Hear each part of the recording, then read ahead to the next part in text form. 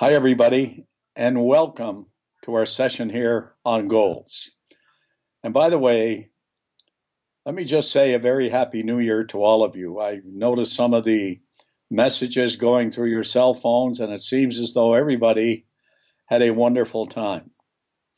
But now we're ready to get back to work. We're ready to go. And I want to just do a review and make sure that we understand that until we are focused on a goal, acting on that goal, that the goal will have no meaning. It would be kind of like throwing sand in the wind.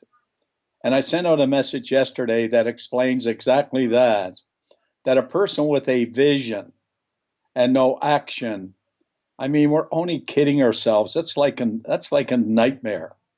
And then a person with a vision and no action, well, that's just about the same thing.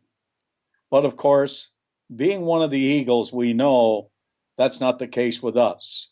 That we're ready to go for a great 2016. We're headed for, South Africa. We're going to have maybe the best income year we've ever had, and maybe do some things that we have never done before that we're realizing we have the potential to do. So I want you to take a look at. I made just a quick 6 slides here that I'd like you to run through in your meeting right after going through the slides. And it says, why goals? Why do we need goals anyway? John, I've been listening to this here same song for years now. What is the biggest reason behind goals? Well, if you were to get out and get in your car, you just wouldn't go driving around town or driving around a circle or driving somewhere without having some kind of an idea on where you want to go. Well, life is the same way. We need to have an idea why we're living and a reason for living and something that we want to achieve or to accomplish. But here it says everyone wants to be more, to do more, and to have more. We all want that. That success is goals.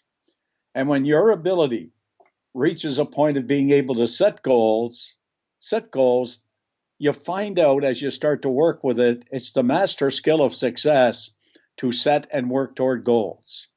Well, clear goals, what about clear goals? Well, clear goals increase what? Our confidence. We feel better, we see better, we have more clarity when we know exactly where it is we're going. Everything looks a little bit better, and it looks a whole lot different as well. So when we develop our competency, and we only do that by taking everything in stride, that no matter what kind of feedback that you get, you begin to learn how to respond to it in a favorable way. And when you do that, your competency begins to expand. Your passion seems to move in to take over to help boost your level of motivation. So let's think about this last statement here as I can work it in and get going on this. That clear goals, they enable us to release our full potential. It's a sad day when you see a person loaded with potential, but no place to put it, no direction, no focus, no energy going anywhere. And that's an energy that eventually they call it static energy, that it's just beginning to die. Nothing is beginning to grow. But once we have a goal, everything in our life is beginning to grow. Our knowledge, our skill, our relationships, everything about us begins to grow when we're really clear on the goals that we want. So let's make sure we get a hold of this, that clear goals enable us to release our full potential for personal and professional growth and success. Brian Tracy said that many years ago, and I think he was very, very accurate. So let's take a look at our next slide here of why people don't set goals. Why wouldn't we, since it's going to give us everything? Most people don't realize the importance of goals. I mean, think about, for example, you're sitting around your home or with friends, with anybody, and even with your own group of people, the Eagles. What's discussed most of the time when you're sitting around with people? When you do have conversations, how often is the idea of goals brought up in that conversation? And what kind of value do you kind of walk away with from some of those conversations? And when you were growing up, how often did people talk about the word goals? Well, It was, but not in the sense of using the word goals. Maybe somebody said, I'd like to do this, I'd like to be this, I'd like to achieve this. You would hear conversations like that, but nothing really directed. And this next statement here, they don't know how to set goals, they only know how to wish, like the Tooth Fairy, Santa Claus, and whatever else. Now look at our next page on why people don't set goals, 3 and 4. They have a fear of failure, and failure hurts everyone. Failure has, everyone has experienced failure. Everyone has from time to time. And each time we make a resolve to avoid failure rather than to really focus on our success. This is what happens to people. Now, let me say this again, that each time we resolve to avoid failure and to be more careful, when what we should be doing is focusing on how can I be more outgoing, more aggressive, more focused to achieve the goal that I want to achieve. And number 4, they have a fear of rejection. I believe that the single major cause of failure in life in every single area, from relationships to wealth to happiness and to health, has everything to do with the power of rejection. And remember, rejection is not something that someone gives you or does to you. It is something that we build in our own mind. It's an interpretation that we have about a conversation or about a call we might make. Yes, we fear that if our goal is not successful, others will ridicule us or even criticize us. And I know there were days when that actually happened at different times in our society. But look at our next slide here. It's a study done by Harvard University, and these 2 slides are the most important thing that I could ever give you.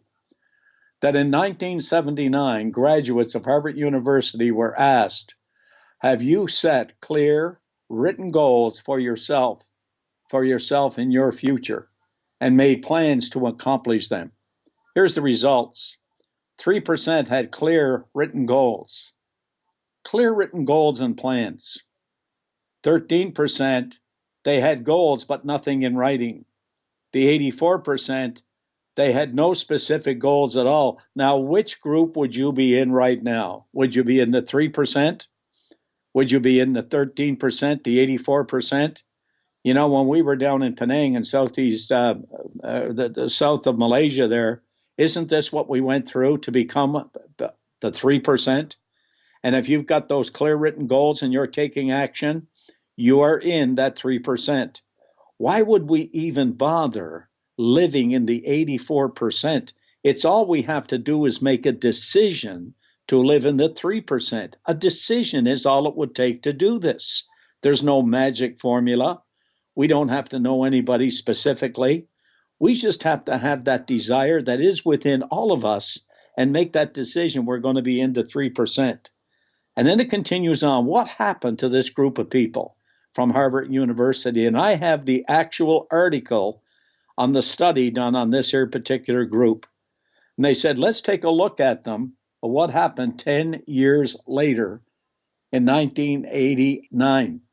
The researchers interviewed the members of this class again.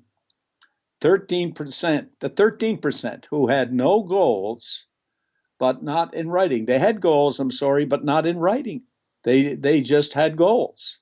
And I will bet there's people sitting in the room today, maybe you've been kind of leaning toward that you have a goal and maybe you haven't got it down in writing yet, or maybe you haven't read it often enough. But the 13% who had goals but not in writing, their earnings were twice as much as the 84% who had no goals at all, who had none. And then the 3%, and I really believe that I work with the 3%. I like to refer to the Eagles as the 3% club, and that everybody in there has clear written goals and they're starting to take action on it. So the 3% of the graduates who had clear written goals were earning 10 times as much as the 97% of all graduates together. Think about that. 10% more. And what was the difference here? Remember, they were picked randomly. They weren't people who were tested first and then put into a class. They were picked, just close your eyes and pick someone. That's randomly.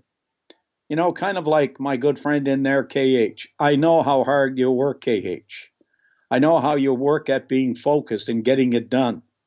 And you know what? This is going to be the year where all of that is going to happen for you. I have no doubt about that whatsoever. And you too, Dennis, I can see that happening. You're going to make this your best year ever. There's no doubt in my mind about that. I just felt it from you when we were down in South Malaysia. I just see this whole group just becoming more and more over and above what they've already become. Now let me move to this here last slide here because you've got to get on to your meeting. The outcome from this here study. The only difference between the two groups was the clarity of their goals. But one extra thing is the power they were giving to their goals. Like if you were to have that, if you got it in writing, if not, you got to do it today and then read it every single day. That's not a difficult thing to do. That's an easy thing to do. Like I always ask people, hey, tell me, would it be good if you were to eat an apple a day? Would that be good for your health? The answer is always the same. Yes, it is, John. I say, would it be easy to eat an apple every day? Yes, it would, John. Then why wouldn't people eat an apple every day? Because it's easier not to. You see, it would be easy to set and read your goals every day. It's easy. But for some reason, it's easier not to. So, hey, thanks very much for being on the call today. Monday, getting all ready to really have a big kickoff. Let's go for it. Let's have a great year. Let's kind of make sure that we're kind of like looking at that person who may just need an extra little pat on the back or someone that'll just pull them along. Let's help one another because what you give to others, you automatically give to yourself. Don't forget that. So to my friend Andre, who sits up late at night helping me with these things, thank you very much. And you guys have an outstanding meeting.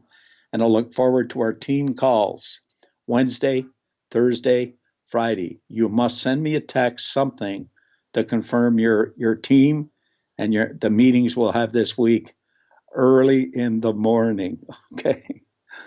All right. So I'll look forward to seeing each of you as a team. Thank you very much. And once again, have a great evening. Bye-bye.